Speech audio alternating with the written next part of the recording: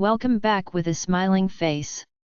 Links to previous episodes are given in the video description, so don't forget to like, subscribe and share the video. Fractured Vows. Episode 9. Chapter 77. Eli, my mind was racing. What happened in the last few moments was racing through my mind. Lena came here, and even though I told her not to, she came and saved us. I didn't know whether I wanted to kiss her. I could feel Blaze move in my head and growl in agreement with me. I knew when I told her that she was turned on that she was going to say something, but I stopped her. I had to look over my shoulder. Many faces were staring back, and they were all pack members. I turned around to face them and walked toward them. Many stepped back, scared out of their minds, but others stared, their faces stern and even harder to read. What happened to these people? They are scared, murmured Blaze, looking through my eyes. I didn't say anything but looked around and noticed my driver, holding a girl's hand. Where was he? He was supposed to be looking after Lena. I needed to talk to him, but it would have to wait, I thought. I was about to say something, but someone placed a hand in mine, which sent tingles rippling through me like a hurricane that could clearly have knocked me off my feet. I looked down and looked straight into Lena's eyes. Her eyes were full of emotion, but she leaned up and placed her lips on my cheek. She pulled back and smiled. "We need to help them," she said as she looked back at their faces. I looked at them but back at Lena. "I know," I said. I looked at everyone and stepped closer to them, making sure Lena was with me.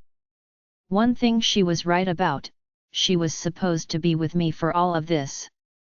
I knew I wanted to keep her safe, but I needed to start listening to her more. Lena stood next to me. I could feel her hand squeeze mine. Blaze was up close but staring. "They suffered," he murmured. "Mate can tell that." I knew he was right. "I'm Alpha Eli," I shouted. "I'm from the Midnight Eclipse Pack. I am here as your new Alpha." I looked around, but no one said a word. I turned to look at Lena. "And this here is my Luna, Lena," I said and looked back at all the pack members. I was about to say something when there was movement from the pack house, which made me look up and notice that there were women and children clinging to their mother's legs, scared. "I want to help you all," I shouted. "I want you all to be safe." "Safe," someone shouted, which made me look back at the ground, and a man stepped out. "Safe is not a word for this pack. Where were you when this was all going on? You are our new Alpha, but where were you when we needed help? When our old Alpha was delusional and threatened each one of us and even took our mates for his own?" I stared. Alpha Trevor did a number on these people, and you could tell. I wouldn't be surprised if they didn't want anything to do with us. I cleared my throat, but Lena spoke. "We didn't know what was going on," she shouted. "If we did, we would have come sooner," shouted another voice. "We sent people out to help, but no one came." I looked at the face before me. "Alpha Trevor is dead," shouted Lena, and she stepped forward and let go of my hand. I moved toward her and placed my hand on her waist, gripping her hard. I needed her close to me. Lena looked up at me and smiled. "It's okay," she whispered as she placed her hand on mine. "I won't go anywhere." I nodded and let her go. Blaze whined from the loss of touch but came forward to see what was happening. Lena stepped forward and stopped. "We didn't have any acknowledgement of what was happening here," she said.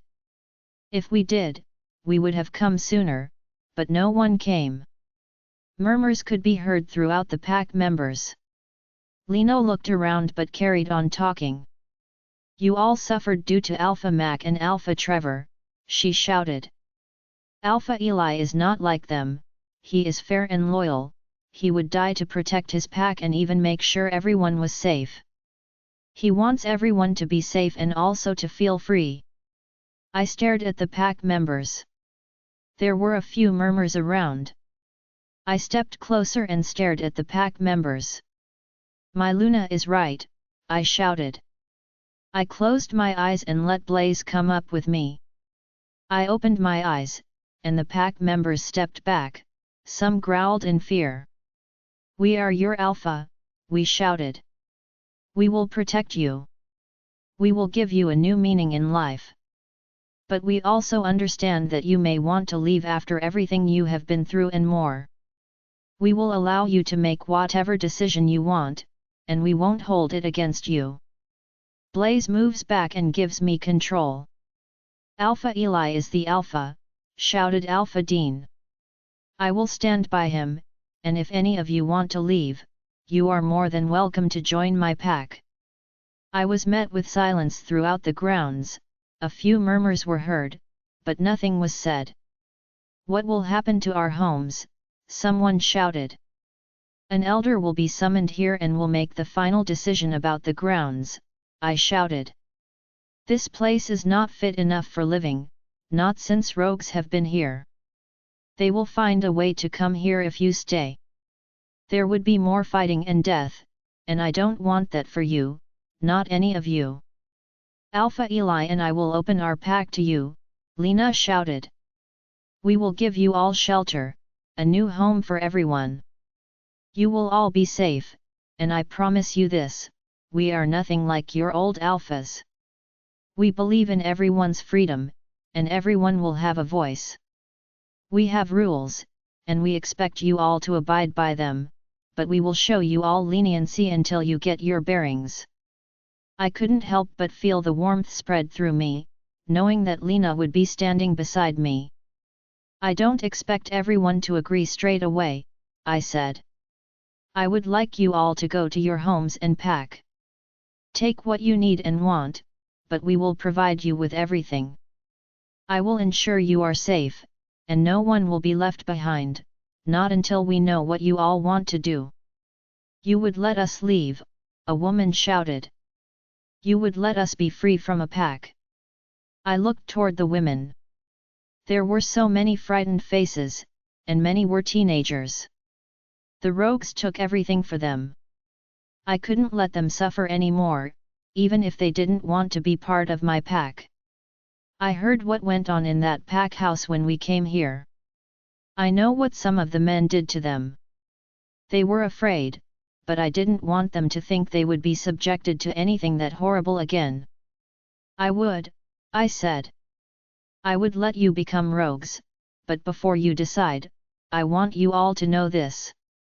I want you all to be safe, and I will make that promise. You will have a home for your families, we will build new homes for everyone. You will learn to fight, all members are trained within my pack, and my Luna can train even some. I looked at Lena, who was giving me a questioning look. Blaze and I thought about letting her train the women of the pack, a job I know she will take. It wasn't the time to talk about it. I looked back at the pack members. I will let you all go home now and spend some time with your families, I said. I will want an answer from you all within 3 hours. All pack members talked at once and slowly dispersed around the pack grounds. I watched all the men run to the women who were walking down the steps of the pack house. Many kiss and cry, hugging their loved ones.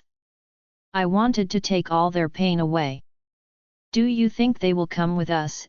Asked Lena. I looked at her and shrugged. I don't know, I said as I held my hand to her, which she took. I pulled her to me, and she slammed into my side. I gazed down and stared into her eyes as I wrapped my arm around her waist and felt her warmth surround me. She was meant to be in my arms. Lena placed her hand on my chest and pulled back slightly. I'm sorry I didn't listen, she said and went on her tippy toes and placed a kiss on my cheek. She moved back, but my grip on her waist tightened. Her eyes widened, but I couldn't hold back anymore and moved toward her lips, placing a hard kiss. Tingles erupted through me as I licked her lips. Lena opened her mouth, and I slid my tongue into her mouth and kissed her deeply. I didn't want the kiss to end. Chapter 78. Lena. The kiss was hot. Bex was panting hard in my head and horny as hell. I needed to break away. This wasn't the place for us to be like this. We haven't even mated and marked each other yet. I pulled back from the kiss and stared back at Eli, who opened his eyes to me. I smiled. That was, I started to say, but stopped myself. I looked to the side and noticed my father running toward me. I let go of Eli, even though I didn't want to, and ran toward my father. I ran into his arms, and I wrapped my arms around his neck. I inhaled his scent and let it calm my nerves. My baby girl, he murmured into my ear as I pulled back. I removed my arms from his neck and stepped back. Uncle Keith walked up to me and pulled me into a hug. He moved back and placed his hands on my cheeks. "Don't ever do that again," he said with a smile itching the corners of his mouth. I looked at both men and frowned. "You know I'm Luna now, right?" I said. They both smirked but didn't say anything. "You might be my Luna," said Eli, as his hand wrapped around my waist, pulling me back into his hard chest and leaning closer to my ear. His scent engulfs me, and I feel slightly overwhelmed. "I will have to bend you over my knees so you listen to me," he whispered. I felt a blush spread over my cheeks. My father and Uncle Keith laughed. I cleared my throat. "I would like to see you try, Alpha," I murmured. "If I remember rightly, I saved you." Eli's arm on my waist tightened slightly. "Well, I guess I have to thank you," he said. I looked up at him and was met with a knowing look. Why do men always think S*X is the answer to making up with someone? I never understood that. "Mate can make up to us all night long," murmured Bex in my head. "Horny dog." Not the time, I thought. I looked to the side and noticed Lily looking around. Was with her. I looked at Eli and smiled. "I want you to meet someone," I said, changing the subject and looking over to my father and uncle. I pulled away from Eli but placed my hand in his, leading him to and Lily. "Alpha Eli," I said as I approached them. "This is Lily. She helped the men free from the cells and was very brave." I smiled at her.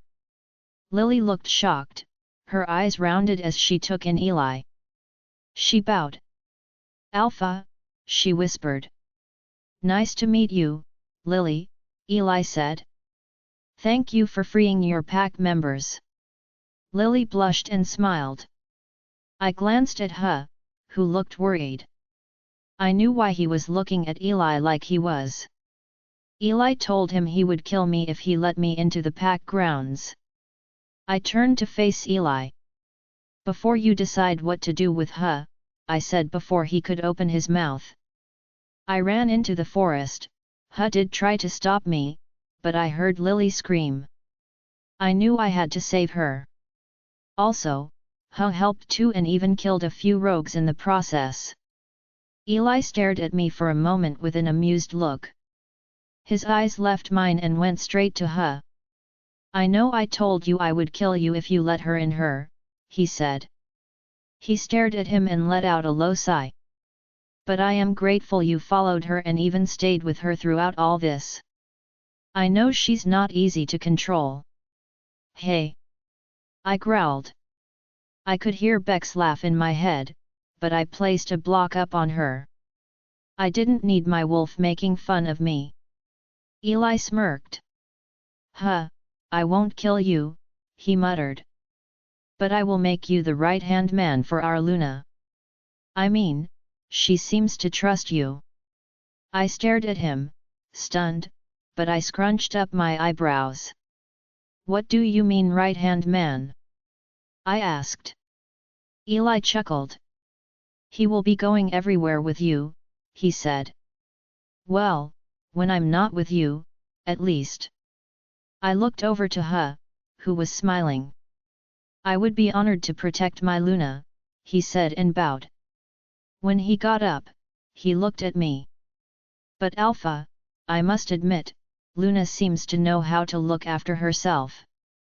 I know she can, Eli said.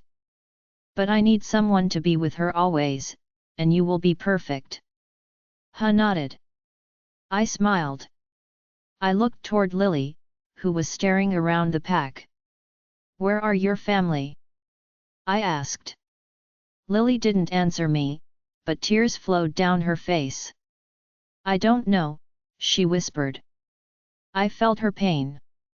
After everything she has been through, she needs her family. I looked at Huh. Huh, I said, could you help Lily find her family? Huh nodded and smiled. He looked at Lily. I would be honored to help her look for them, he said. I watched them leave. You will be one amazing Luna, Uncle Keith said. I looked over at him and smiled. Thank you, I said. I was trained by the best. Uncle Keith smiled and looked around the pack. I glanced toward Alpha Dean, who was talking with his beta. Do you think we should let some pack members go with Alpha Dean? I asked Eli, my eyes staying on Alpha Dean, who was now looking at me. He smiled and walked over to us. Eli didn't say anything until Alpha Dean stopped in front of us. Alpha Eli, Lunalina, he said with a smile. My men are leaving now and heading back to my pack. I have sent a mind link to my other members of your pack to leave in a few hours. I stared at him, confused. Why are you leaving? I asked. Alpha Dean looked at me and smiled. I will be back to your pack, he said. But I am missing my pack and need to ensure everything is okay there. I nodded. Alpha Dean smiled and looked at Eli. I will come to the pack once your new members have settled into their new homes, but if you need me to take some, I will. We can arrange something in a few days, I may be able to house a few. I looked up at Eli, who was nodding. That would be great, he said and looked down at me. I think we will stay here for a few hours. I have already sent word to my father about everything that has happened here. He will be arriving in the next few minutes. He has an elder coming. Hopefully, an elder will help with the situation among this pack, maybe even convince them to move to the pack with us. I stared at him, but I looked toward the pack grounds. It was all destroyed by the rogues. There were dead bodies everywhere, not including searching the pack house. I didn't even want to go in there, there was a foul stench, but I couldn't place it. I could feel Eli's arms wrap around my waist, pulling me from my thoughts. I looked up and smiled. What do we do now? I asked. I looked around and noticed my father walking toward the pack house with Uncle Keith. You're not going in there, murmured Eli to me. I know what went on there, and it's not for your eyes. I stared at him, his eyes were searching mine. He looked like he wanted to say something, but I knew not to ask any more questions. Whatever went on in that pack house was something that he needed to deal with by the look of it. I sighed. I'm going to walk around and see if I can help any pack members, I said. Eli's arms tightened. I frowned and stared at him. You need to go there and see what Alpha Trevor did there, I said. I don't want to know what is in there, and to be honest, I would be afraid to know. Eli stared and sighed as he turned his head toward the pack house. I heard some things that went on there when I came here, he whispered and looked back at me with sad eyes. I need to find out what was going on in there before the elder and my father come. I nodded. I looked to the side and spotted He walking toward me with sadness in his eyes. "What's wrong?" I asked as he approached us. He looked at me as a lone tear fell down his cheek. "Lily found her family," he murmured. "Her mother and father are dead, but there is a little sister. They have no one else." I felt sadness wash over me. I needed to see her. I looked at Eli, who must have read my mind. "Go to her," he said, looking at He. "Stay with your Luna." He nodded. I looked at Eli as his eyes went back to the pack house. My eyes went to where he was looking, and there was my father, who looked green, holding onto the railing, trying not to be sick. That's not a good sign. I looked at He, who had concern written on his face as he looked toward the pack house. "Take me to Lily and her sister," I said. He looked at me and nodded. I looked at Eli and walked up to him, and kissed his cheek. "See you in a bit," I said. "I will meet you back here in a half hour." Eli stared at me and nodded. I moved away from him and removed the block from Bex. She came forward and stared at the pack house. "I feel for them," she whispered as I walked away with He. I felt for them too.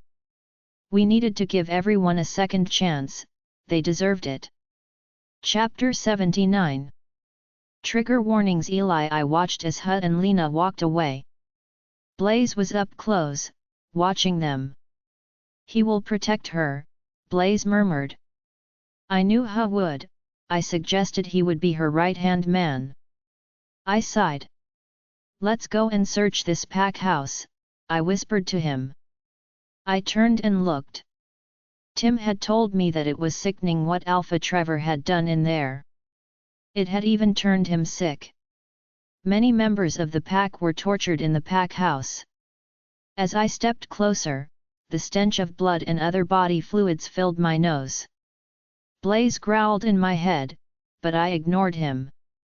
I walked up the steps and headed to the door. Tim came toward me and placed his hand on my shoulder. "You don't need to go in there," he said. "We can manage." I shook my head and looked at him. "I need to," I said. "These people went through hell, and I need to know what to offer them. Besides, we need to know if there is anything else that we should know about." Tim stared at me for a moment but sighed. "I'm coming with you," he said, but looked to where Lena had left. "Thank God she's not going in there. She would freak out." I didn't say anything, I was thankful that she listened. I opened the door, and the stench hit my nose hard. I felt my stomach drop as I walked inside. There was blood everywhere. This place was once a grand hall with chandeliers, but now it looked like no one kept up with the house's upkeep. I walked through as some men walked around. A few had emptied their stomachs onto the ground. I didn't know what I would find. I walked through the house. I walked toward the first door on my right and opened the door. The stench of death filled me, which made vile surface to my mouth. I swallowed it down as I looked inside, and my stomach dropped. There were 4 bodies, all women. There was blood everywhere. I couldn't tell where the blood had come from, and I didn't want to know. I walked back out as Tim closed the door behind me. I walked through the corridor and searched each room. Alpha Trevor didn't care about his pack members. He lost control and believed that everything that his father wanted was the right way. I couldn't believe someone could have a hold over their child to make them think this was right. I searched and went up every floor. I wanted to see if there was any sign of life or information. Blaze was quiet the whole time we were walking around. He was close by and taking in everything, but he felt everything like me. We needed to help everyone from the pack. Tim and I came to the Alpha's quarters on the top floor. My stomach was in my mouth as I didn't know what to expect as I opened his Alpha Trevor's door.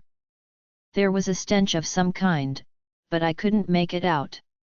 I pushed open the door, and there was a woman in chains whose eyes were closed. I couldn't tell if she was alive.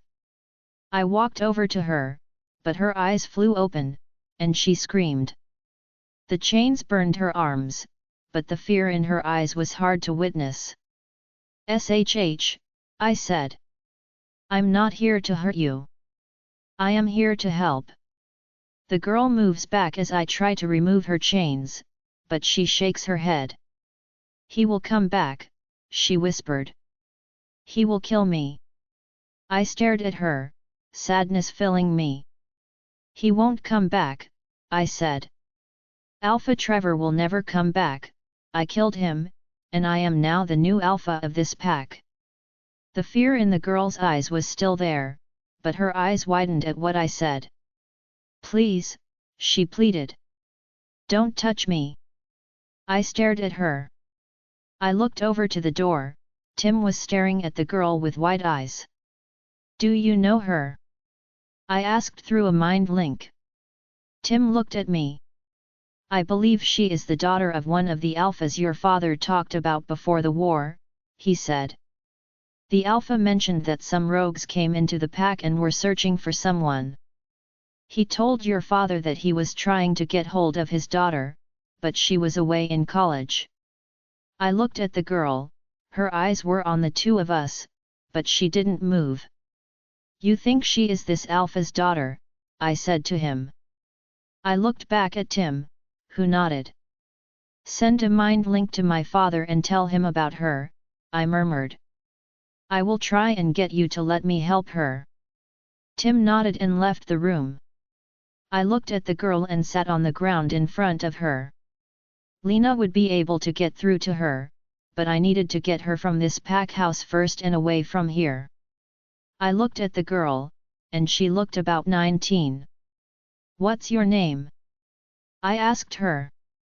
Her eyes were on me the whole time, and she leaned on her back till her head rested on the wall. "Malia," she whispered as a lone tear slid down her cheek. "Well, Malia," I said. "I'm Alpha Eli." Her eyes widened, and she looked behind me, then back to my eyes. I looked over my shoulder and noticed a door. What was in there? I pondered. I looked back at Malia, who was crying. "Malia," I said. "What pack are you from?" "South Moon," she whispered. My eyes widened. "Alpha Otto."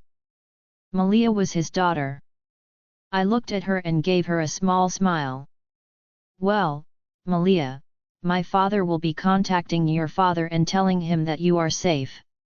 Malia let out a sob and closed her eyes. I looked around and spotted a blanket on the bed. I moved up, which startled Malia. I grabbed the blanket from the bed and placed it over her legs. Malia watched me and pulled the blanket up to her waist. I sat back down before her. "Malia," I said. "I will free you now, and my Luna will watch over you." Malia looked at me and nodded. "Her name is Lunalina," I said with a smile. Malia looked at me, but her eyes went behind me again to the door. I stared at her. "Is there something I need to look at?" I said. Malia looked at me and stared at me. Her eyes searched mine for a bit, but she nodded. She moved her arm up and pointed to the door behind me. I placed my hand in hers and placed it down. Malia froze at my touch, but I gave her a gentle squeeze. "Tim, I need you to come back here and help with Malia. Malia is from the South Moon Pack, her father is Alpha Otto, tell my father to contact him. Also, mind link her to bring Lena back, I think she may need to stay with her. I don't know what he did to her, but she flinches whenever I go near her." "Okay, Eli," Tim said. "I will be there soon." I looked back at Malia, who was now back to leaning against the wall. "Malia," I said. "I am going to look through that door. I have a pack member, Tim, and he is my Luna's dad, he will take you down and outside the pack house. Will you let him? Malia stared back and gave a slight nod. I stood up and turned around. I headed toward the door and stood in front of it. I opened the door and pulled it open. My eyes widened as I stared at the big closet. There were papers everywhere, even photographs of everyone, but mainly Lena and me. I walked into the closet and looked at everything. My stomach was in knots. Blaze stepped closer and growled. He was spying on everyone, she murmured. He wanted everything, not just what we had but what every alpha and elder wanted. I stared around. There were names written all over the place. He went in there a lot, Malia shouted. He kept telling me that he wanted 4 lunas, and he wanted everything else too, power and money.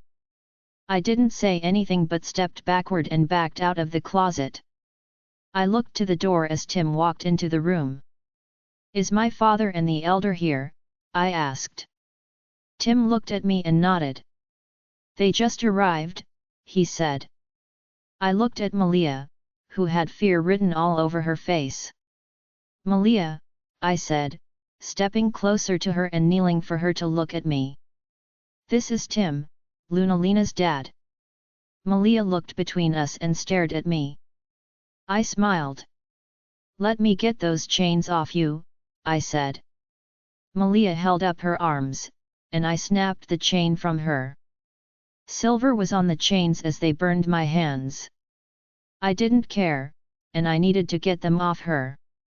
Once her chains were gone, I stood up and held my hand to Malia. Malia placed her hand in mine and stood up but nearly fell due to feeling weak, and the blanket dropped to the ground. Tim walked over to her and picked her up bridal style. Malia shook, but her arms went around his neck. I walked over, placed the blanket over her, and ensured her face was covered. Keep her face covered, I said to Tim. Tim looked at me and nodded. Send my father and the elder in here as soon as you can, I said. They need to see something. Tim looked at me, and I knew he wanted to know, but I shook my head. Take her downstairs, I said.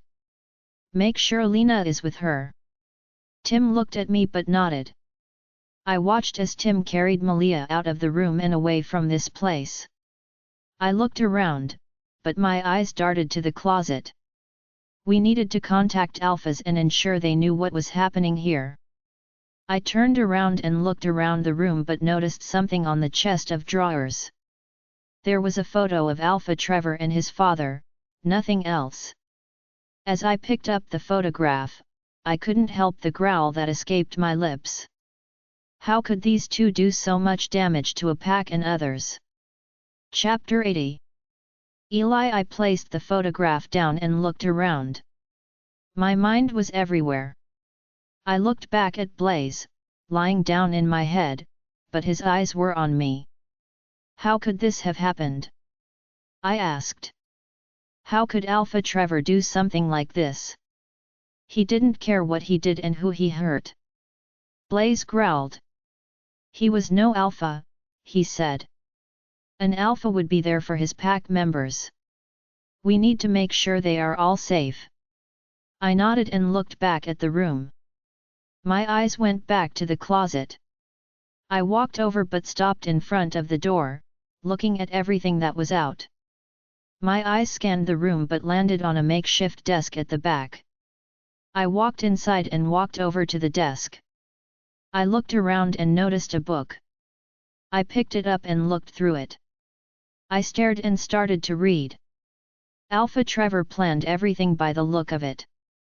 He wrote down who was in what pack and what information they gave him.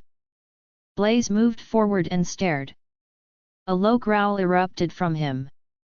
He had more spies, he snarled. As I kept reading, I discovered more about what he had planned. Alpha Trevor had a spy or mistress in packs, but not only in packs, he even had one among the elders. The information he had was from a meeting that he had. Who did he have in there? I glanced at the names, and one stood out. An elder was on his payroll. I growled. Why would an elder follow a delusional man's beliefs?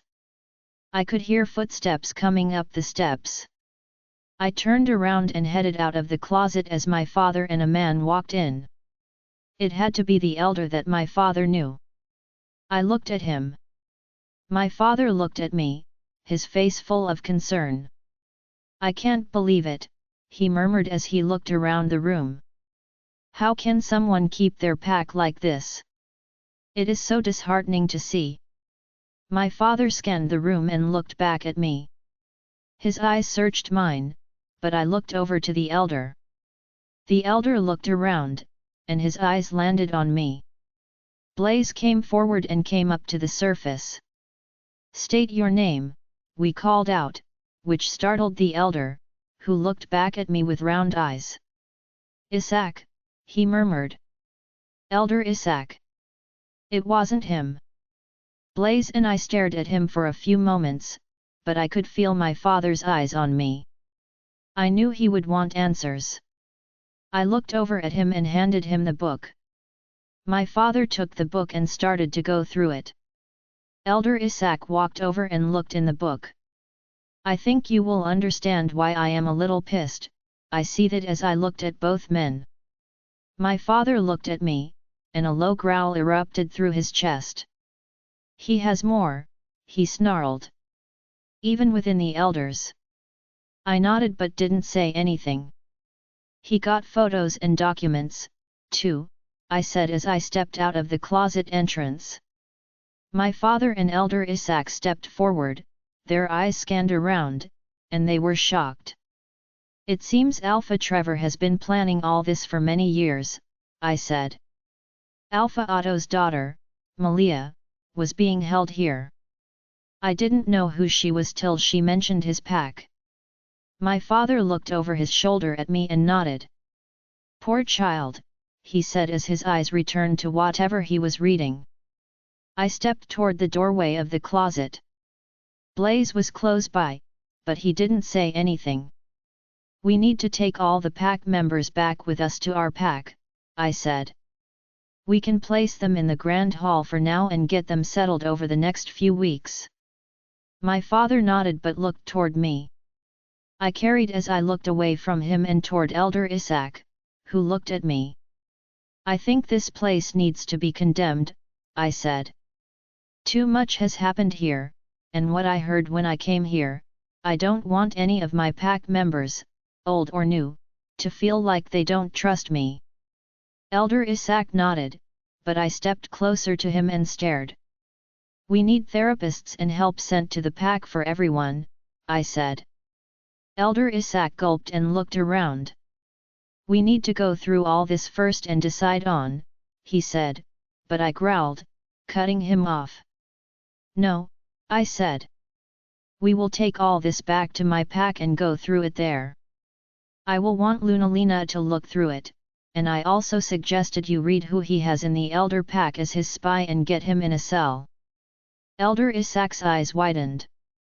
My father walked over to him and handed him the book, but he pointed to the name on the page. Elder Isaac stared and anger formed on his face. He looked up at me and growled. I need to make a phone call, he said and walked out of the closet. I waited till he was out of earshot as he walked out of the room and into the corridor. I could hear him talk to whoever was on the phone. I shook my head and looked toward my father, who was scanning over everything. We need to help everyone, I said. Do you think we get the contractors who did the houses for us to come back and make some new ones for the new pack members? I said. My father looked at me and smiled. I believe we can, he said and stared at me. After a few seconds, and started to speak again. We could make a new home for families and place some single wolves in the pack house. I nodded. That sounded like a plan. Our pack house was big enough to hold many members, but many have had homes since they found their mates. Judging by some of the bodies, some lost their mates here. I let out a low sigh and leaned against the wall behind me. Dad, I said. The Gamma was left in charge of the pack. Alpha Trevor thought he was coming back here to do whatever he had planned. My father stared at me, but I carried on. I know I killed him, I said.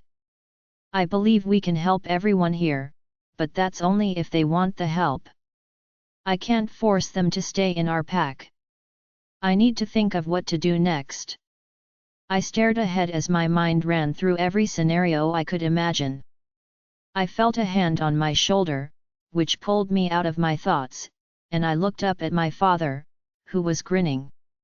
Now that's what an alpha does, he said as he searched my face. You have your Luna. How about we get all this, he said, motioning to the closet with his finger and looking at me. Back to the pack, and we can go through everything. I nodded. Someone cleared their throat, making my father and I look over to the door and notice Elder Isaac standing at the door.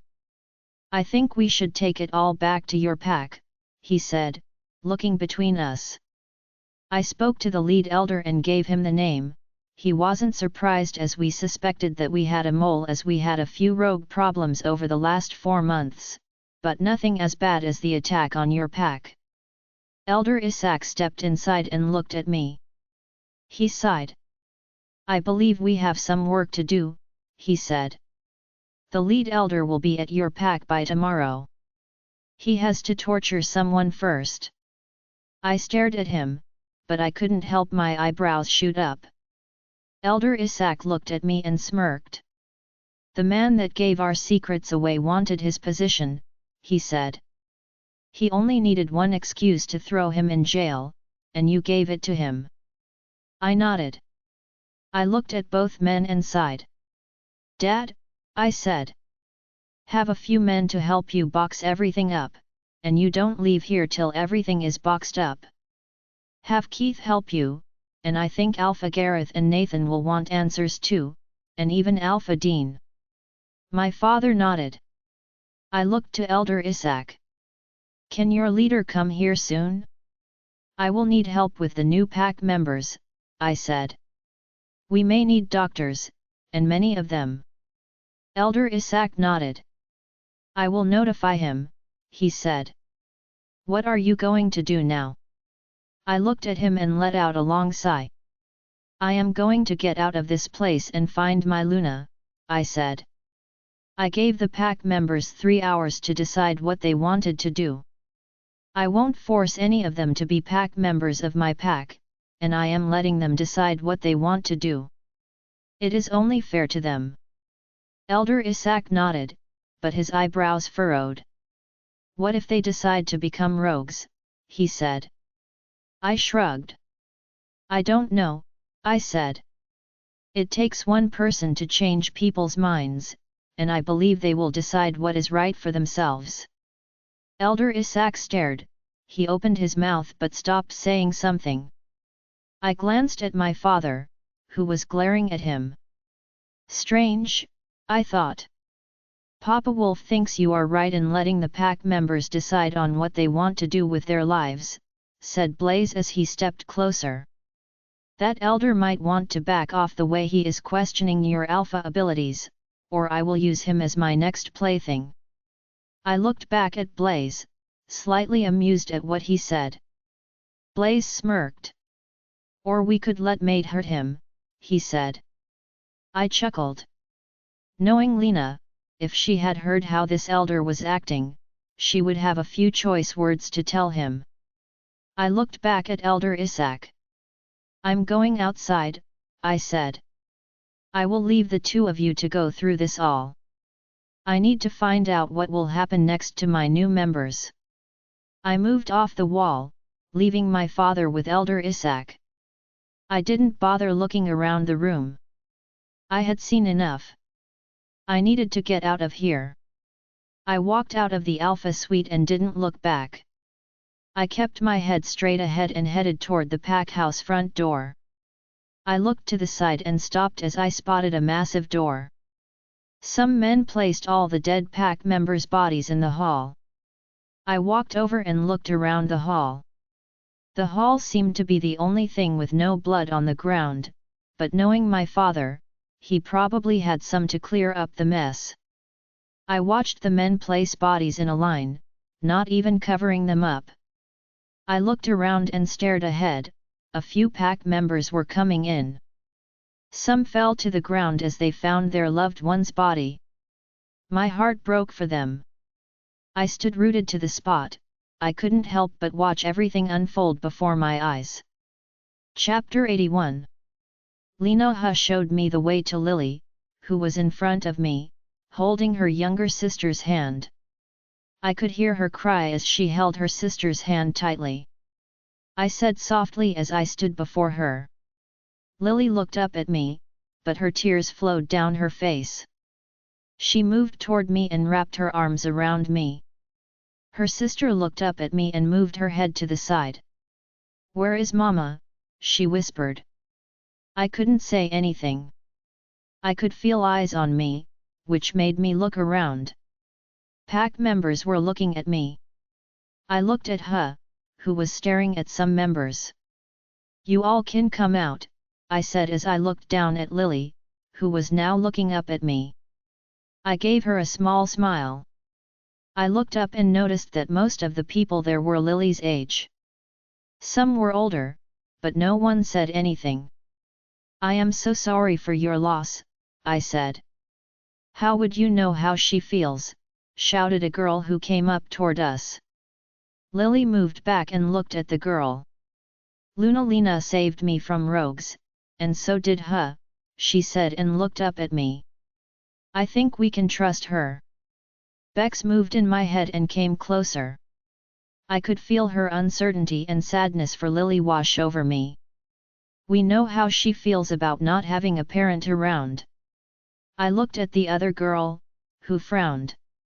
"I don't," she said. "I think we all should be rogues and have done with this place." I looked around and noticed a few nodding, agreeing with her. Bex stayed close but never showed herself. "Please," I said. "We want to help." "I want to help." The girl looked at me and moved her head at me. "You're a Luna," she said, but her gaze went to my neck. "You don't bear the Alpha's mark, how is that?" I knew this would come up. I didn't want to tell them the truth. I only discovered Alpha Eli was my mate a few months ago, and we didn't have time to mark each other. The girl stares at me with a frown. "You lie," she said. "We all can spot a liar." I stared at her for a few moments but let out a low sigh and let go of Lily.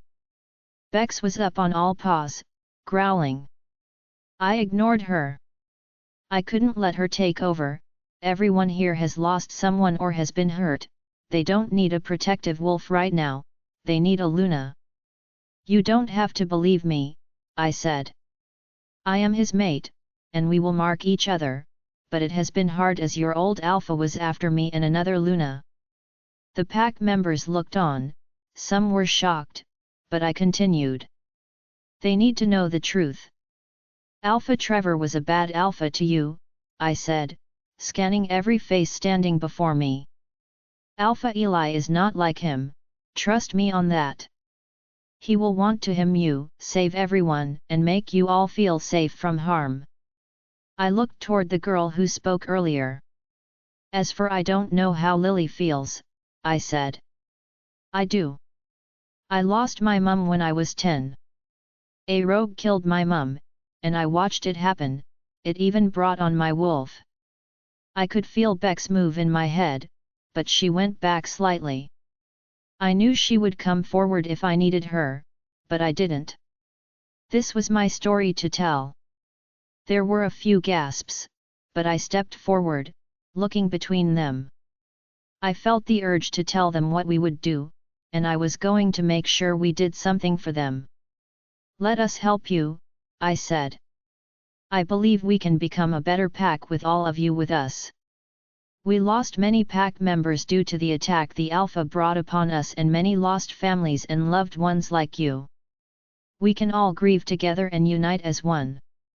There was silence, but I carried on. Alpha Eli runs a tight pack, I said. You train every morning, and you will have jobs to earn money. No one will go without, and I will make sure every one of you will get home, even if you have to live together as one. I looked at Lily, who gave me a small smile. Her little sister stared at me, but I noticed her bend down and pick her up, her little arms wrapped around his neck, as she nestled into his neck. I couldn't help but smile when his eyes met mine. He smiled, but his eyes went blank, and I knew someone was mind-linking him. I looked back at everyone. Their eyes were on Hut and Lily's sister, but some looked back at me. They need more convincing, blurted Bex in my head. I looked at them. I will train you, I said. I know all about fighting and can show you what I know. More murmurs could be heard, but the girl before me looked unconvinced. I sighed. I will ensure you all get whatever help you need, I said. I won't let any of you fall because I will catch you if you do. I will help you in any way I can, and I won't leave you. I am your Luna, someone you can come to about anything. And I mean anything. I looked at them, but I could feel a hand on my shoulder. I looked over it, and Huh smiled at me. We need to go back to the pack house, he said. Alpha Eli needs your help with something. I stared at him and gave him a slight nod. I looked back at the pack members. I know my mate gave you 3 hours, I said. Please return to the pack house, let me know what you decide. I will support you in any way I can. I looked at Lily and smiled. Do you have anything that you need to take with you? I asked her. Lily looked at me, but her eyes went behind me.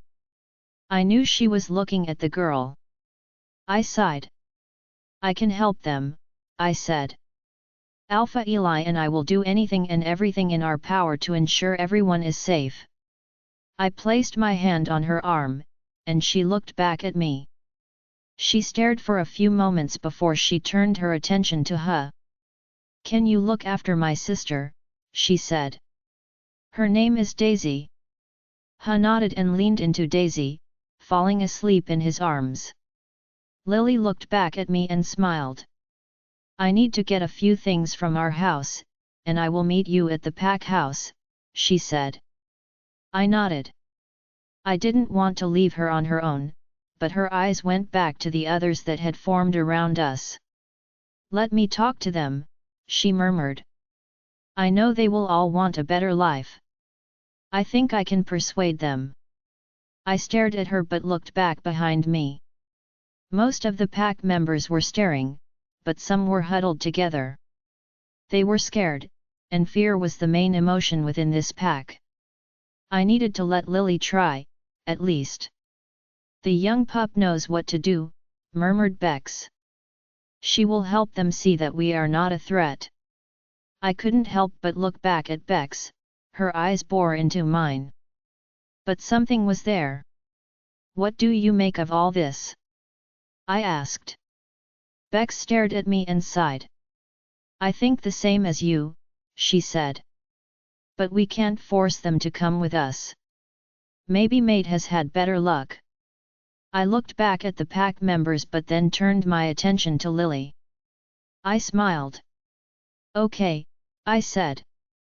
Be by the pack house in an hour if you can. We will wait for you. Lily nodded. I turned and walked away, with Huh and Daisy following me. As we moved away, whispers could be heard as we walked further. I looked at Huh, his eyes were on me, and he smiled. You are one truly amazing Luna, he said. I know you don't want to leave them behind, but Lily saw what I saw with you, greatness. I believe she will get through to them. I stared at him in disbelief. Huh chuckled. Hard to believe what I said about you, he said, which my eyes widened. How? I asked, but he shook his head.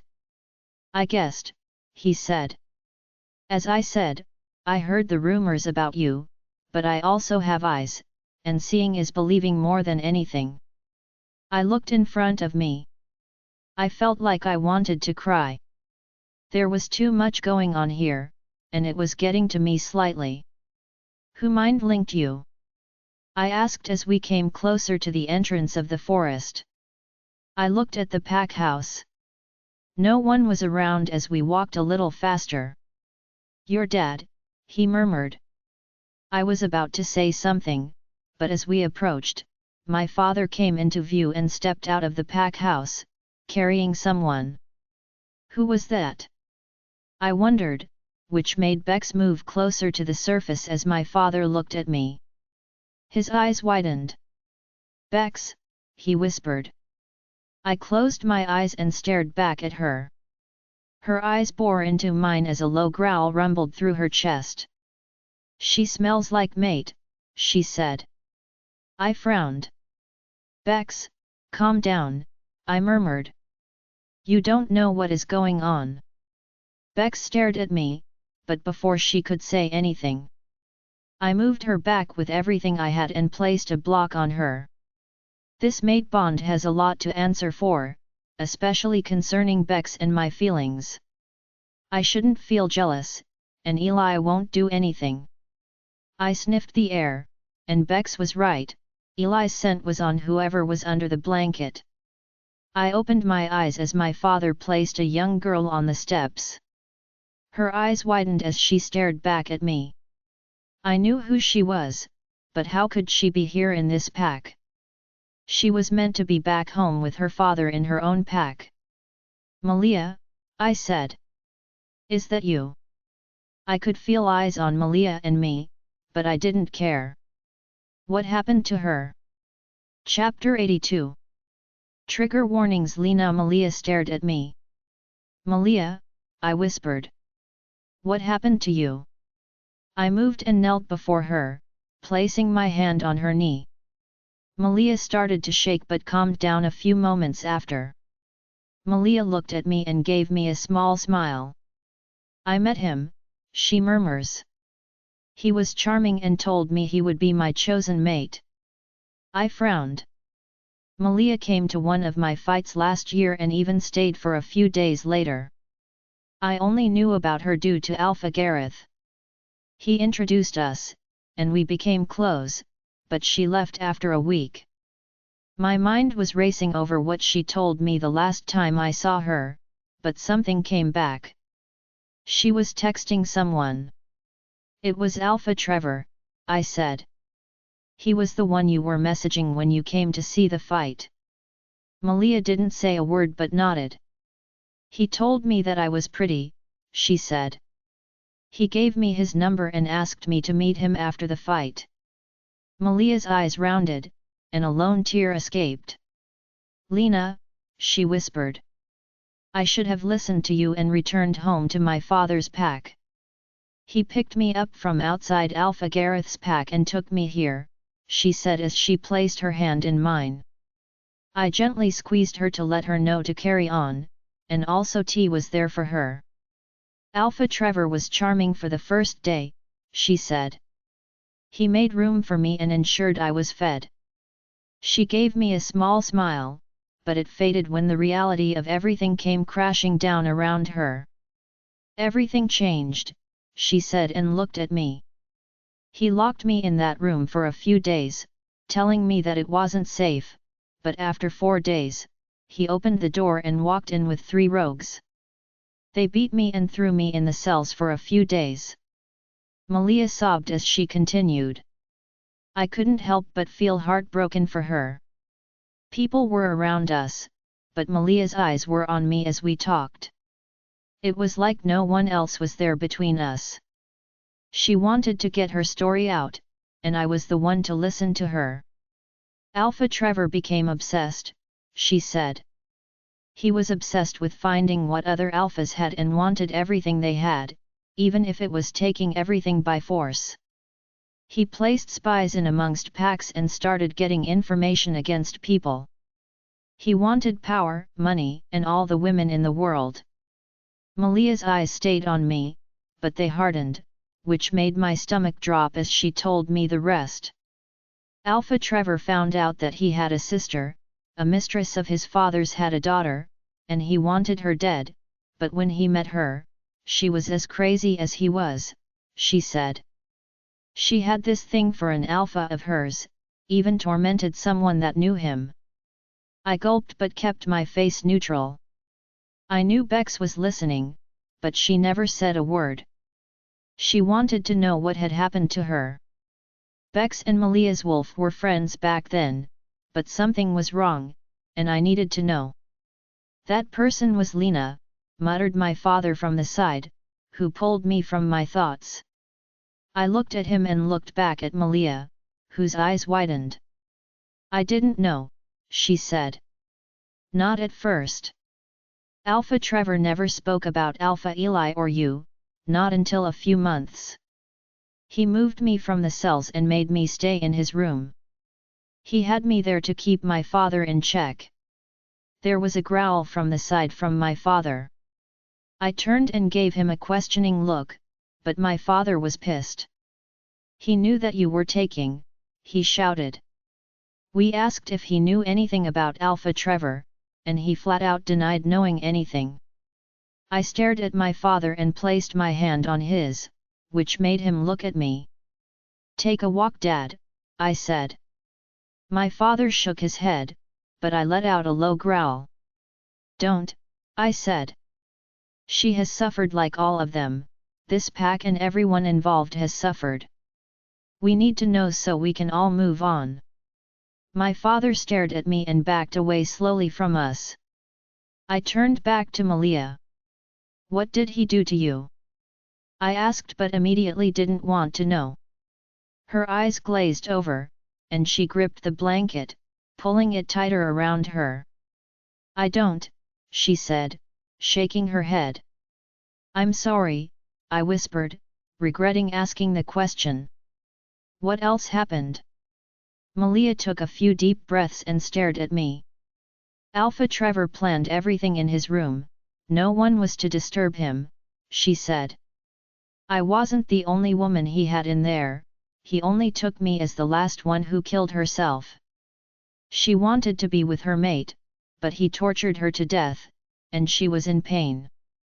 She couldn't handle it anymore and used the chains too, she said, but she stopped and closed her eyes.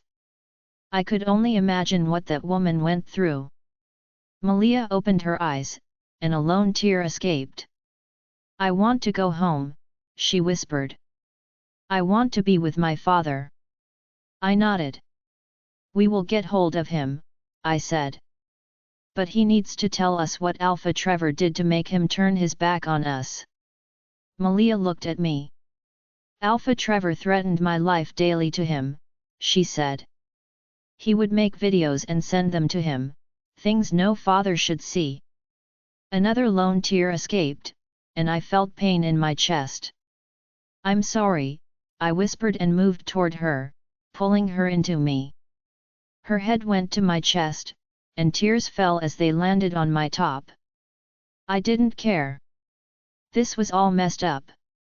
Everything was a mess, and all because of one man. I looked up and noticed a silhouette standing in the front doorway. I stared at him. Eli, his face was challenging but full of pain. He felt and saw so much, all I wanted to do was take everyone home and try to help them recover. Eli's eyes bore into mine, but there was something there. Did you hear everything? I mouthed, making sure no one heard my voice. Eli stared at me for a few seconds but nodded. I closed my eyes as I let everything flow through me. I could feel Bex's pain for everyone. I looked back at her, her eyes were ushering tears, but she never said a word. I knew how she felt. I felt the same. Everyone suffered, but now we have to help them move on. I could hear movement, someone was walking toward me, and I knew who it was. His scent wafted toward me, making me open my eyes, and Eli was kneeling beside me. I stared at him as he placed his hand on my cheek and stared at me. His finger moved over my cheek softly, even though the hardness of his finger made me want to move back, but I didn't want to. Malia was still crying on my chest, but my mate comforted me as I held her. Eli leaned toward me and placed a kiss on my cheek. He pulled back but leaned toward my ear. "We should go home," he murmured but stopped. I looked up at him, and his eyes were behind me. I could feel eyes on my back. I pulled away from Malia. Malia looked at me. Her eyes were bloodshot, and tears stained her face. I kissed her head and moved back until I stood before her. I slowly turned around and looked at all the pack members standing in a circle. Many were holding bags.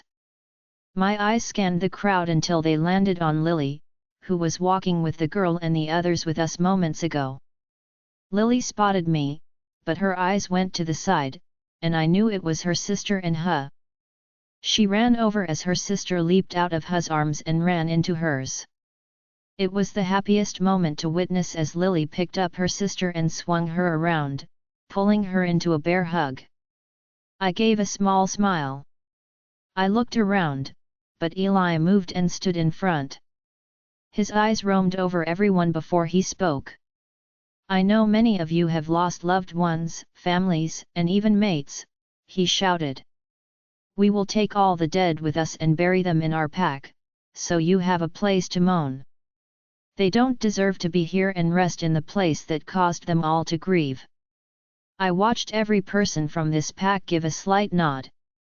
But I could tell some still needed to figure out what they wanted. They were tortured by the person who was supposed to lead them, someone who cared about them. But instead, they had someone who was a monster and only believed in what he wanted. "As your new alpha, I will make a vow and a promise which I will keep till my dying breath," he shouted. "I will give my life to protect you. You will have the final say in what you want to do, but I ask that you give me a chance to prove that I'm nothing like the alphas before me." I stared at Eli, his eyes were full of pain, but there was determination for what he promised them. "I will promise you a new life," he shouted. "There are no weak or ranked members in my pack that are better than anyone else, we are all the same, and we all fight together. My pack trains everyone, and even my Luna trains too." Eli looked at me and smiled at me. He held out his hand to me, and I took it. I stood with him. "I have sent word to my beta to send buses to pick us all up," he shouted. "You are welcome to our pack, and we will make you all comfortable." Many members were nodding, but my eyes went to where Lily was. I looked back at Eli, who was staring at me. "We need a place for the children to stay," I murmured. Eli's hand tightened mine, which made me look back at him. He smiled. "We will sort it all out when we get back home." I was about to say something when 3 buses came to the pack house. I looked at Eli, confused. "When did you?" I started to say, but he placed a finger on my lips. I mind-linked Logan and told him everything. I asked him to ask Alpha Gareth and Nathan to stay, they will help us through everything. I am leaving my father and the elder here to box everything up, but they should be back by tomorrow afternoon. I stared at him, feeling dumbfounded. Eli stared at me for a few moments but nodded over my shoulder. I looked over to where he was looking, and there was Huh, kneeling with Lily and her sister. "Huh wants them to stay with him," Eli muttered, which made me look back at him. Eli smiled. "He wants to give them a good life," he said. "Besides, they will be living in the pack house with him, and I guess you will want Lily to be near you since you will be training her." My eyes widened. "What do you mean?" I asked. Eli looked at me and smirked. "Come on, Lena," he said. "I want you to train all pack members. You can kick some serious ass, and I want everyone to learn." I stared at him, shocked. "What about you?" I asked. Will I train you? Eli chuckled. I won't mind you training me, he said. But we both know I can take you down. I frowned. You do know I let you will the last time, I said. I think we should have a rematch. Eli stared at me, his eyes round, but a mischievous grin was plastered on his mouth. Eli leans into my ear and whispers, sending shivers right through me. I will take the rematch, only if you win, you go on a date with me. I moved back and looked at him. I couldn't help the smile that formed. Deal, I said, a little too loudly. Eli grinned. Everyone start to load up onto the buses, he shouted and looked to the side. There was an SUV to the side. Eli placed his hand in mine and looked at me. We are leaving now, he said, we need to get to the pack house before the others as we need to sort out where everyone is going to sleep for tonight. I nodded. We both walked over to the SUV. Ha climbed into the car as Lily and her sister sat with me. Eli took the passenger side as he knew the girls would be a little afraid of him, as he was new to them. I climbed in and sat next to Lily, who had her arm draped over her sister's shoulder. Lily looked up at me and smiled. We have a new family, she whispered. I looked at Ha in the rear-view mirror, he was smiling. I have to admit this is a new start for everyone. We all need it. Chapter 83. Eli 3 days later. The last 3 days were long and hard. I didn't even see much of Lena since we returned from Alpha Trevor's pack. I have mainly been in the office, dealing with all the information from Alpha Trevor's pack. Lena has been helping the new members settle and has even trained a few members. Blaze grunts in my head, but I ignore him. I know he wants me to see Lena, but I need to ensure everything is ready for all the elders to look at when they come here. We were going to box it all up, but we made copies just in case someone started a war or something. My mind wandered to when we arrived back from the pack grounds. All the new pack members found it strange at first. They stayed within the pack house and slept in the grand hall. We had all the old pack members help and even made them feel like part of the pack. We lost many pack members due to the attack that Alpha Trevor sent our way, and many lost so much. But as a pack, we are growing and trying to make it work. Old pack members carried on training in the mornings while the new members got to grips with the new rules. I didn't place many rules for them as I knew it would take time. I stare out my office window as I watch all pack members go to the training ground. When we returned from the pack, I announced that new members were joining. Many of Alpha Trevor's pack stayed, but since we had little room, Alpha Dean and Alpha Gareth each took a few members. My father and Elder Isaac returned with all of Alpha Trevor's information the following day. It took us this long to go through it all. My mind was swirling with concerns. I had to notify many alphas and tell them, even scan through all the information we found, for them to believe me. Many have contacted me and told us that the people who were spies all had someone held against their will, even though many were killed, they had no idea. Alpha Trevor gave them all false hope. Many spies have been sent to cells and are still waiting for sentencing. Many have gone rogue, but some were sent to death. Well, that was what Elder Isaac told me about the elder that was in with Alpha Trevor. The pack's leader wanted his head, by all accounts, that's what he got. I let a sigh slip through. Am I boring you? Asked my father, which made me turn around and look at him. I frowned. I need a break, I said. I haven't seen Lena since we came back. We both have been busy with the new pack members and all this. Pointing to the information scattered around the office. My father nodded but stared at me for a moment. Has she been staying in your room? He asked. I stared at him. I know she has been, but she has been asleep every time I have been there and always left before I wake up. She was training with the pack members. I needed her, and I needed to see her. My father cleared his throat, which made me look at him. He gave me a knowing look. I have done some thinking, well, me and Tim have, he said. We think that you and Lena should move into their house. I stared at him, slightly confused. Why would that be better for us? I asked. We are in the same room, but we keep missing each other. My father looked at me and smirked. You keep missing each other, but you haven't marked and mated her yet, he said. I know what it is like as an alpha to be without your mate at times when the pack takes over. It makes you go insane. I stared at him, but my father moved from his chair that he was sitting on and walked over to me. He placed his hand on my shoulder and looked at me. Tim and I will sort the rest of this out, he said, looking over at the table at the documents we were going through. I'm still the alpha of this pack. I nodded. My father looked at me and sighed. Eli, he said. To be an alpha, you need your Luna with you. You need Lena. To right, I thought as I agreed with him. Blaze moved closer and looked through my eyes, looking at my father. Papa Wolf knows what we need, he murmured. I want mate, and I know you want her too. I sighed.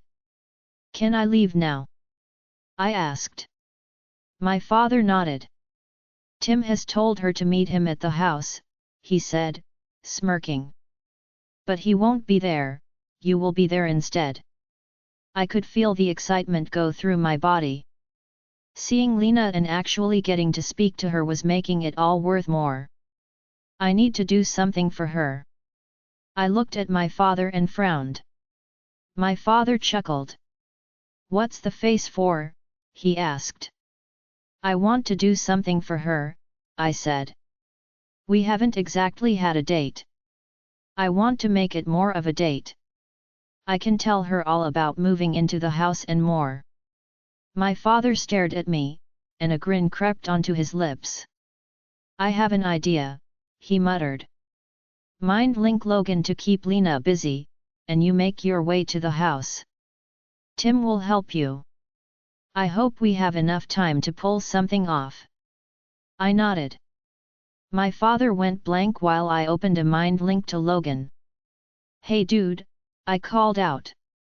Can you do me a favor for the afternoon? Hey, he said. What do you have in mind? Well, I need you to spend some time with your sister, I said. I could hear a groan slip through the mind link, making me smile. Dude, I didn't need to know that, he said. It's not like that, I said. I want to set a date, as we haven't seen each other since we returned from Alpha Trevor's pack. We have both been busy with the new pack members.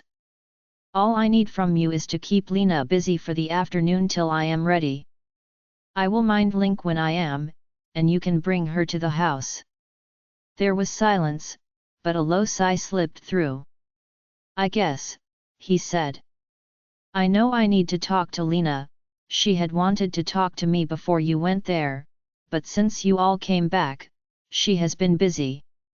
Well, I said. You need to open up to her, and you never know, she may open up to you about things too. I felt a little jealous as he was spending time with her, but I needed his help, but I also knew he needed to talk to her. Logan didn't tell me what happened to Sophia and him, but I heard he is on X ban until she is ready. She even moved into a room with one of the Omegas while he stayed at the pack house. He avoided me for the first time, he saw me. We briefly talked when I saw him in the kitchen the next day. It was hard to hear what he had to say, but I don't blame Sophia. Logan was a man-whore back then, he never thought about the consequences of his actions, she just needed some space. I will go to the training ground and see her now, he said, pulling me from my thoughts. Thanks, Dude, I said, closing the mind link down. I looked back at my father, who was staring at me. Is he okay to talk to Lena? He asked. I nodded. That's good, he said. Tim was worried he was avoiding her, as he wouldn't talk to her. I didn't say anything. What about Tim? I asked. Is he okay with me coming over? My father looked at me and smiled. He knows what to do, he said. I smiled. I let out a sigh, knowing I was leaving the office for the first time in 3 days, which was something to look forward to, and knowing I would be seeing Lena was making it even more thrilling. I said goodbye to my father, but he called out before I left and had my hand on the door handle. Mark and made her, Eli, he said. I looked at him and smirked. I want some grandchildren, he said. Tim and I want little ones to spend time with. I laughed and opened the door. I walked out of the office and headed out of the pack house. I walked in the direction of Lena and Tim's home. Well, technically, it will be Lena and mine for the time being. Having a home away from the pack house will benefit us. Besides, the house is big enough for loads of children. I could feel Blaze move closer as I walked. I want mate, he murmured. I know, I said and looked back at him. We will have mate tonight, I said. Let's come up with a date and see what happens. Blaze nodded with his tongue hanging out. I knew what he was thinking, but I needed to keep a clear head as I couldn't walk around with a heart on. Tim's house came into view, and Tim was outside with Keith. Both of them looked at me and smiled. As I came closer, Tim spoke. Keith is picking up some bits, he said with a smile. When he returns, we will set a mood in the house and cook some food for you both. I nodded, liking the idea. What do we do when Keith has gone? I asked, feeling slightly confused. Tim smiled. We can discuss what you can tell Lena about making this home yours, he said. I stared at him. How do you feel about that? I asked. Tim looked at me for a few moments but let out a sigh. Lena's right before she went to stay with you, he said. I need to move forward, and moving into the pack house will be the new forward for me. Your father and I are single men, we must learn to be on our own. I smiled. I always kept Lena as my little girl, he said, looking at me with a smirk. I'm handing the touch to you now, and all I can say is good luck.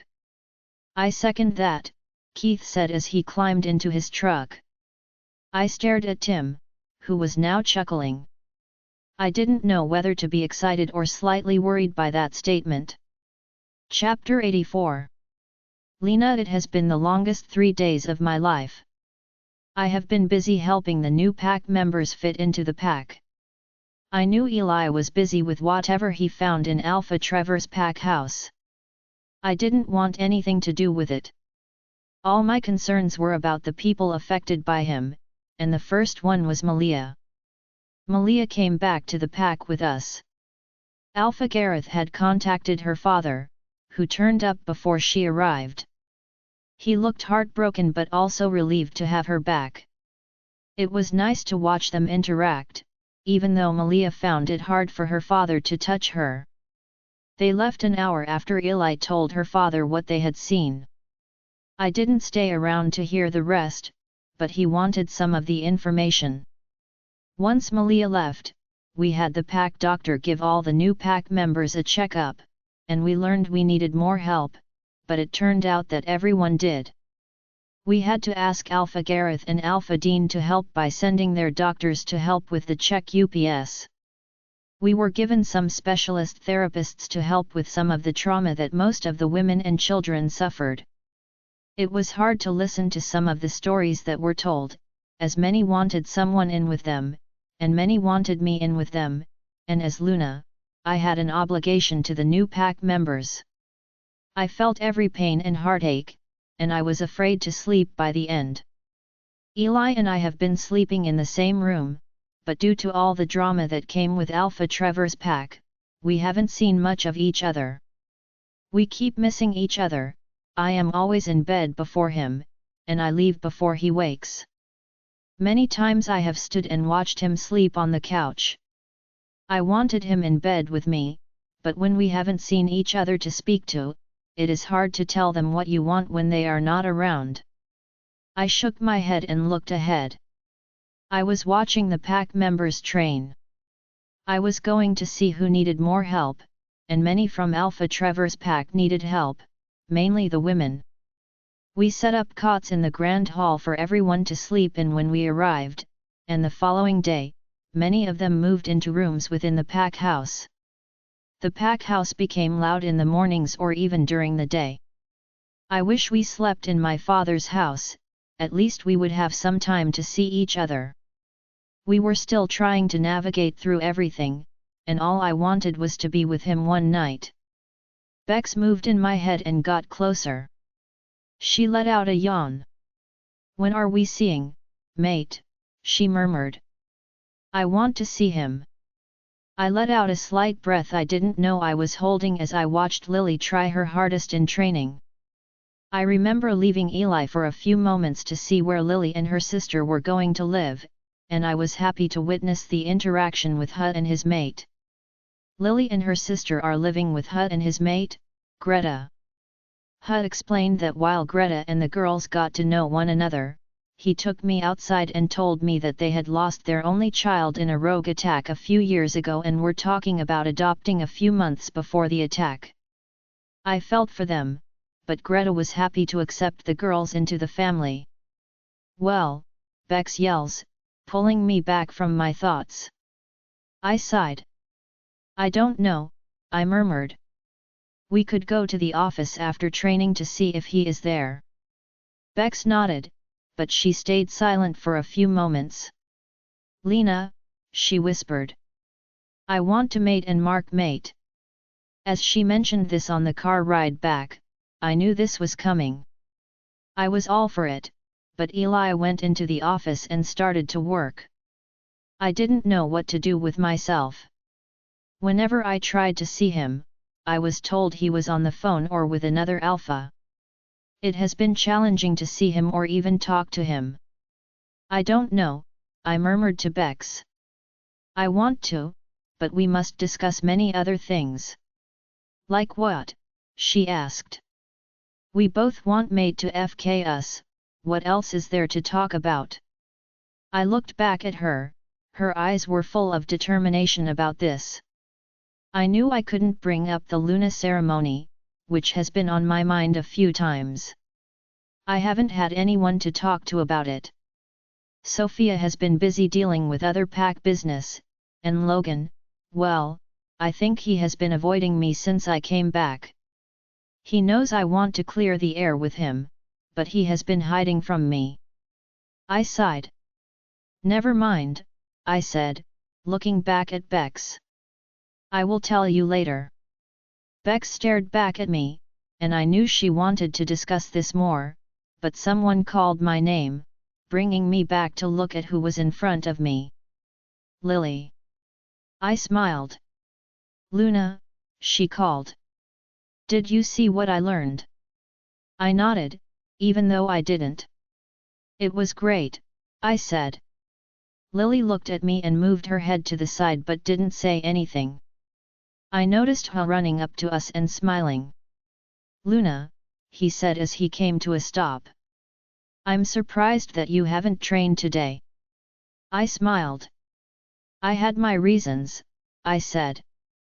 "I was seeing who needed more training, and I was going to offer to train them in the afternoons, a few on their own at first, so they get used to the moves." He nodded and smiled. "That's a good idea," he said. "We may have a few contenders for the Ultimate Fighter community by next year." I smiled. "He showed me a video of you fighting," Lily said, making me look at her. My eyes widened. "You were outstanding." I want to be just like you. I felt flattered. You must keep training every day and learn some new moves, I said, smiling at Lily. I was about to say something to them when Logan called me. Lunalina, he shouted, which made me look up at him, and my eyes raised. I never thought I would hear him call me that ever. I was wondering if you wanted to go for a walk. I nodded. I would love that, even though I wanted to see Eli. Bex moved closer but let out a sigh. I ignored her.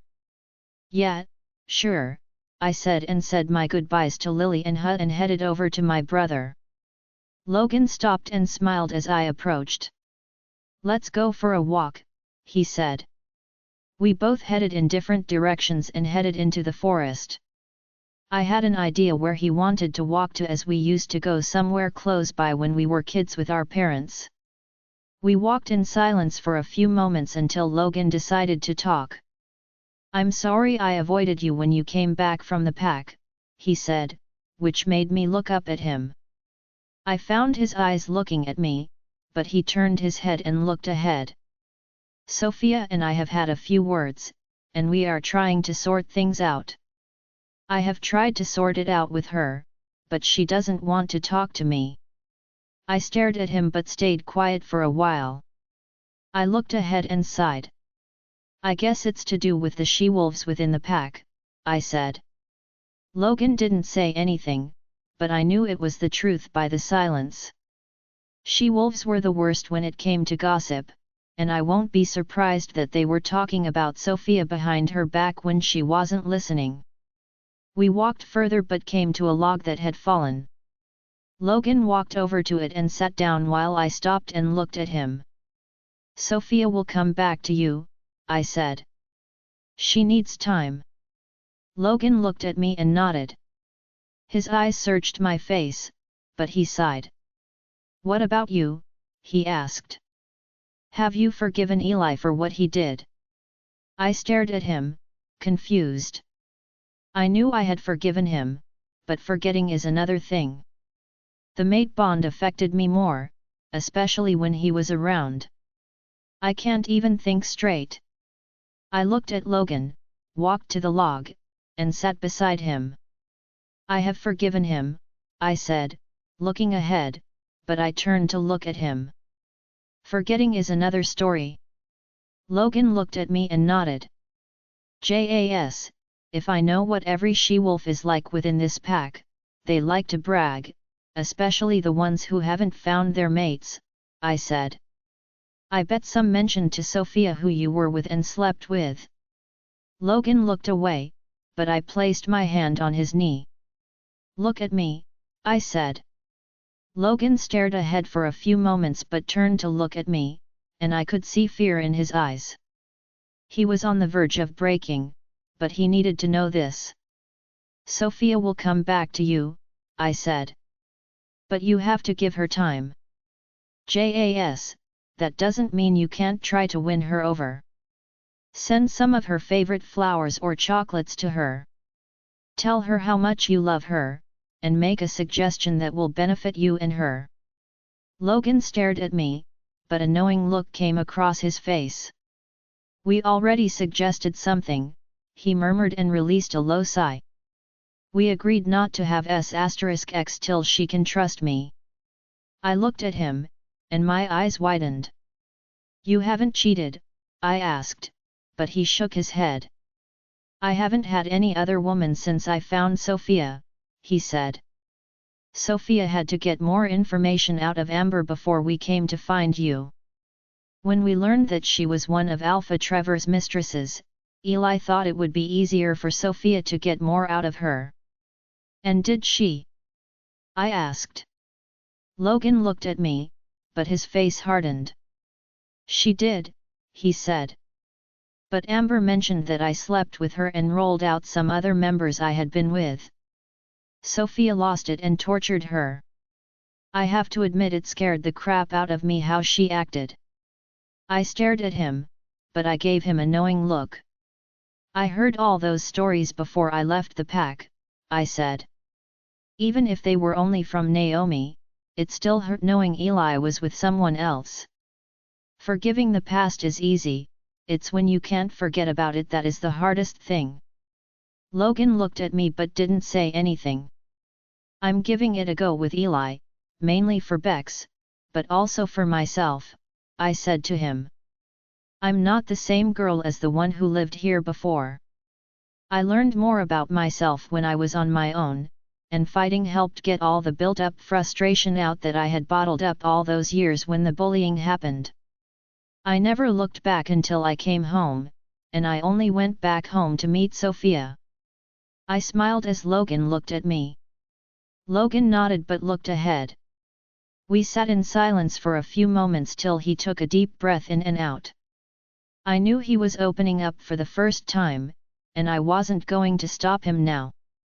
I used S** as a coping situation for the pain I felt when Mum passed, he said, his eyes straight ahead. Bex moved closer and listened into what he had to say. Mum was the only one I could talk to about anything, he said. Dad is great, but talking about girls was never his specialty, he would prefer to talk about the weather or training. Logan sighed. Mum would make some tea and sit me down, I would tell her what was going on with me, he said. When she left, I didn't have anyone to do that with. I knew everyone wanted me to talk and open up about it, and I knew Dad was more worried about you as you were there when she was killed. I didn't want to burden him with my thinking, so I blocked it all. When girls started giving me attention, that was it, I flirted and slept with whoever I could, not caring about anything.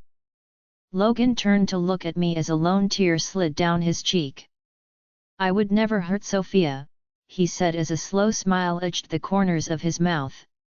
I remember meeting her at the barbecue, and my wolf was jumping up and down for joy. All I thought was someone who could help bring me back to who I was, but it never worked out like that.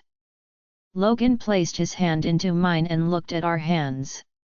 I didn't even know what was going on behind my back, he said. Sophia never told me she overheard people talking about my old ways. She knew I was a player, I was honest about it from the start, but I guess when you have slept with most of the women in the pack, they are going to talk. I squeezed his hand and sighed. You know you can tell me anything, I said. I might be younger than you, but I am a good listener, and if you want to talk about manly things, I guess Eli can help you with that. Logan burst out laughing, but I let a smirk itch the corners of my lips. Jas, I said. I don't want you to think you must go through anything alone. Sophia will be there, trust me, she will want to know how you feel. She will want to help you. Logan nodded, but he smirked. Eli talking about manly things, hey, he said. I laughed. Yeah, I said, but once I calmed down. I looked at him with a smile.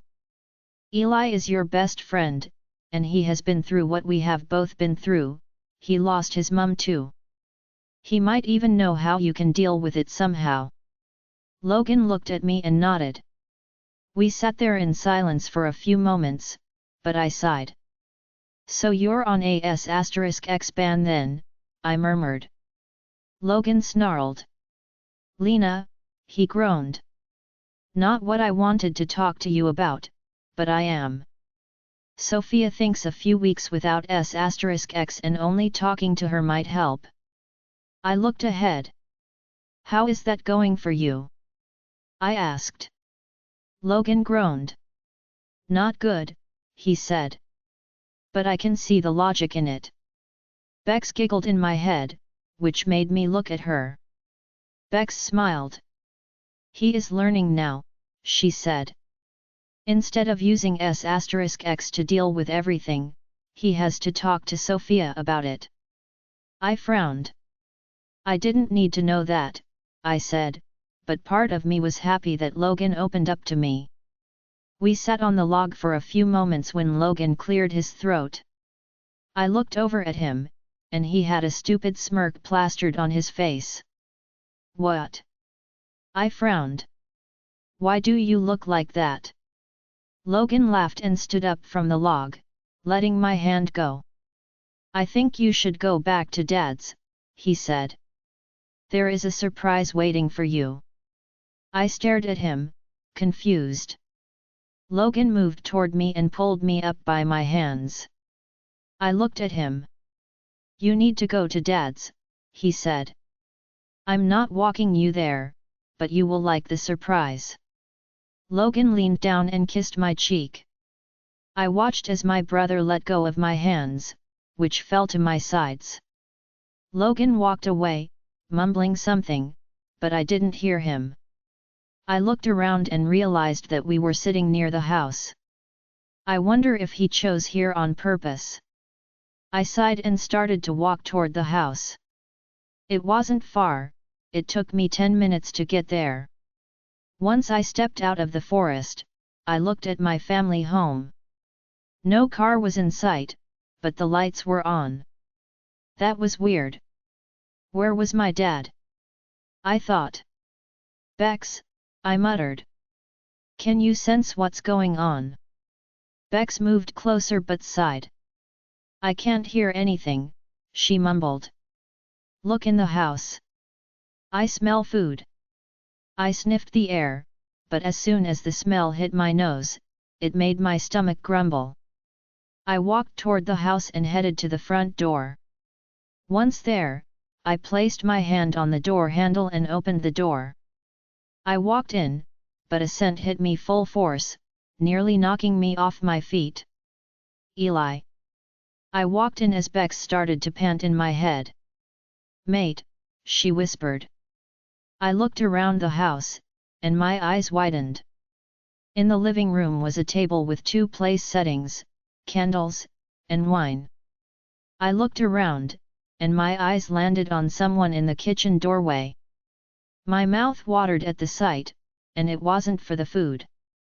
Eli stared at me and smiled. Hey, he said.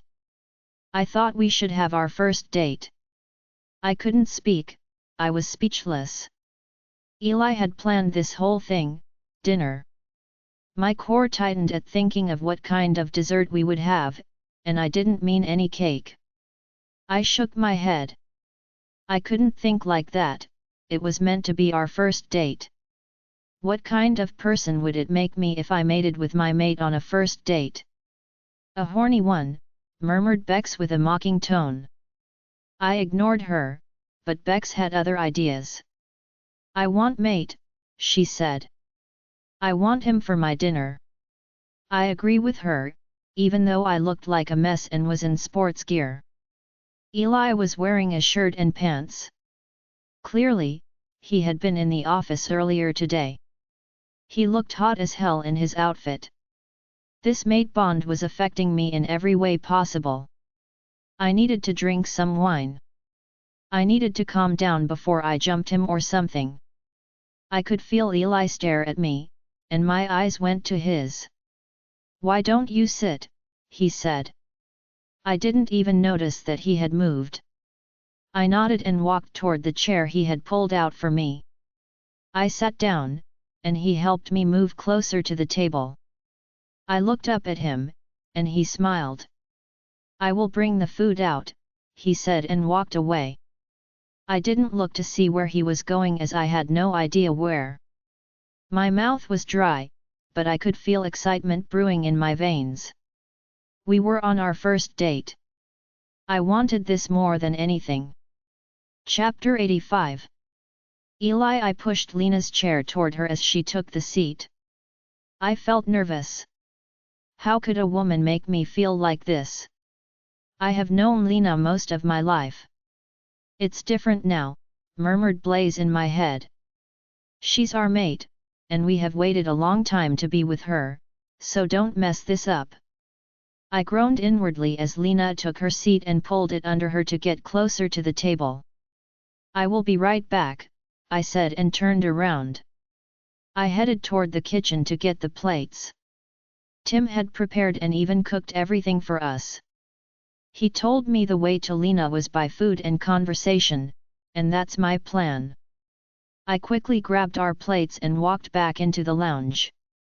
I walked over to Lena and placed her plate in front of her. I walked over to my chair and sat down, placing my plate on the table. I couldn't help but look at her. Her eyes were on me the whole time, but she looked away when she realized I was looking at her. She said, trying to think of something to say. Maid is nervous, murmured Blaze, who was close by, staring at her. How's the office been? She asked. I looked at her and gave her a knowing look. The office is fine, I said. We have finally contacted all the packs that had spies in, and all have issued treason as a form of reason for them all. Lena nodded. How's training been? I asked.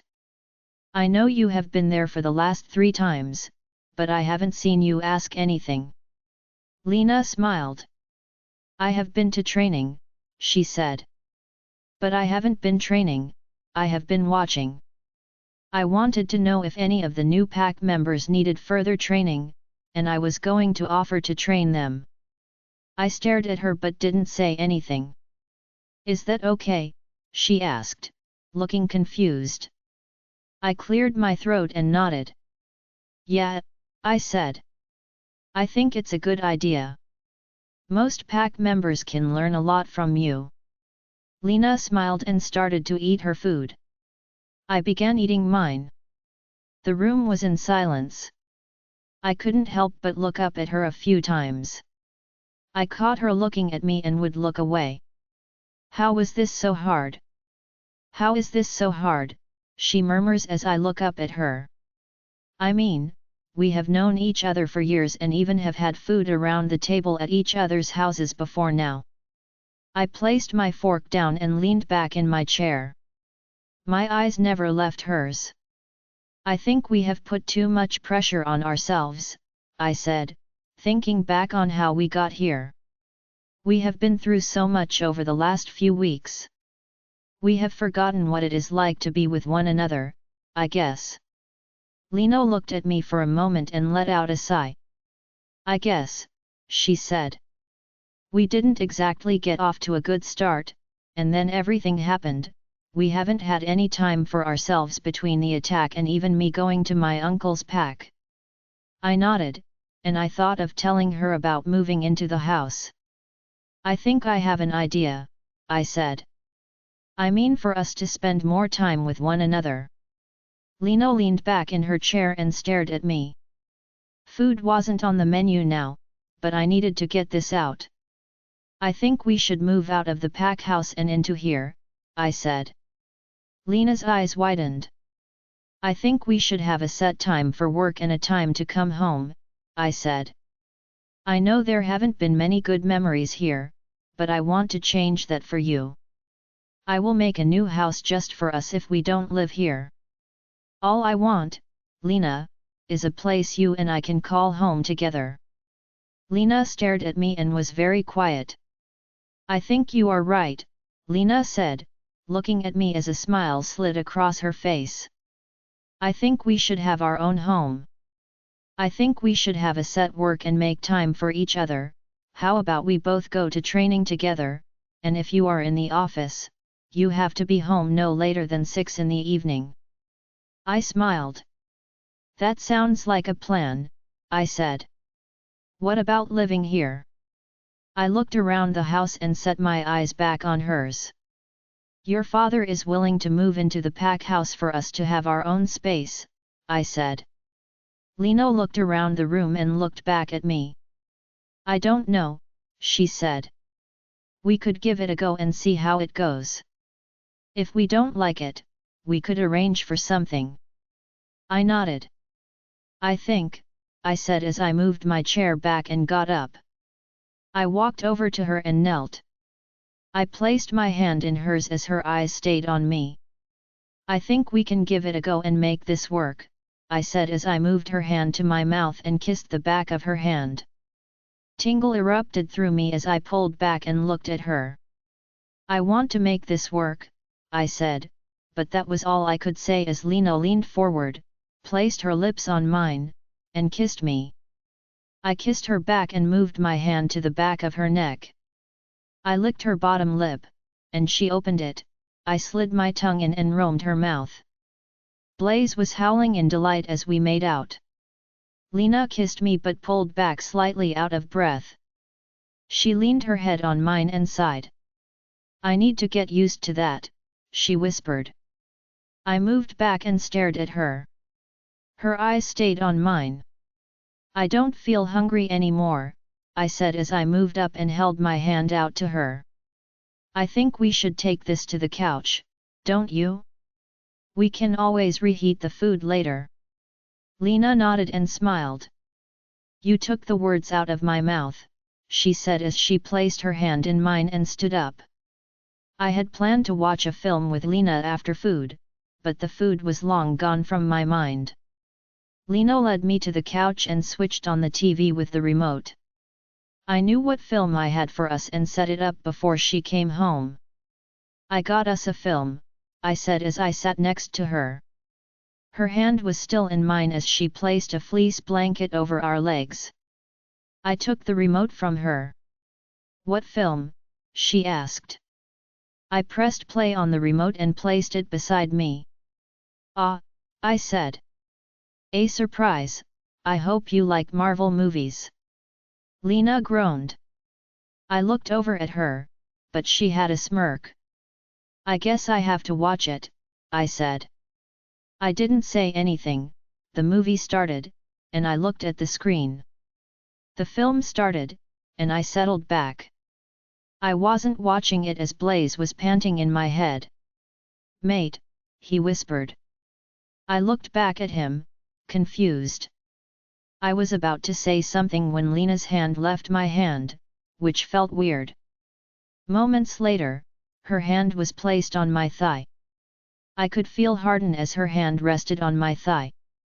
The room started to get hot. Every so often, Lena moved her hand further up my thigh till it was a few inches away from my. I stared at her and couldn't help but pounce on her. My lips found hers and kissed her hard. Lena placed her hands on my chest as she kissed me again. I kissed her hard and took the kiss deeper, but Lena pulled back. "Eli," she whispered. I couldn't help the growl that erupted in my chest as I pulled her onto my lap and made her straddle me. Lena's eyes were wide, but her legs went on either side of mine. Blaze looks at Lena and howls in my head. "Mate," he yelled. "Mate and Mark, mate." I had to ignore him. I needed to do this myself. Her arms went to my shoulders as I placed my hands on her waist. "Lena," I rasped. "I've waited too long for you." Blaze is panting like a horny teenage wolf in heat in my head, and all I want right now. I was cut off as Lena moved toward me quickly, placing a kiss on my lips. She pulls back and hovers over my lips. "Stop talking," she murmured, placing her lips back on mine again. I kiss her. "Eli," Lena moaned into my mouth. I moved my hand to the nape of her neck and slid my hand into her hair, pulling her slightly till her mouth was off mine. I kissed the side of her mouth, kissing along her jawline and down her neck, sucking, leaving marks in my awake. I pull back, moving up slightly, only mere inches away from Lena's face. "What do you want, Lena?" I whispered. Lena looks at me, bites her lip, and moves her hips, making me grunt. "Use your words, Lena," I said, pulling her head back by her hair. "Ah," she moans. I loosen my grip on her hair, making her look at me and smirk. "You," she said. "I want you." I growl as I move closer and placed a kiss on her lips. I pulled back and looked into her eyes. I could sense specks close by, but Lena moved her back and growled. "Mine," she says and slams her mouth back on mine, and slides her tongue in. Join our Facebook and WhatsApp group for more updates, link is given in description. Rest audiobook will be continued in next episode.